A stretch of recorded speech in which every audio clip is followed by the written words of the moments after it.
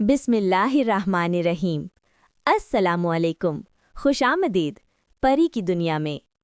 आज की ये प्यारी सी सुबह अम्मी जी मज़ेदार नाश्ता बना रही हैं और हम सब मिलकर नाश्ता कर रहे हैं। अम्मी के हाथों के पराठे बहुत ही मज़ेदार होते हैं। सुबह बहुत ही ठंडी ठंडी है और गांव का ये सुकून दिल को बहुत अच्छा लग रहा है। अम्मी, मैं ज़रा बाहर जा रही हूँ। ठीक है बेटी, ख्याल रखना। मेरी प्यारी गाय रानी हमेशा मेरे साथ रहती है। अरे रानी, अम्मी, अम्मी, रानी गिर गई है। डरो मत रानी, हम हैं ना। या अल्लाह खैर, सब मिलकर उठाओ। आज मुझे समझ आया, अपनों का ख्याल रखना सबसे ज़रूरी होता है।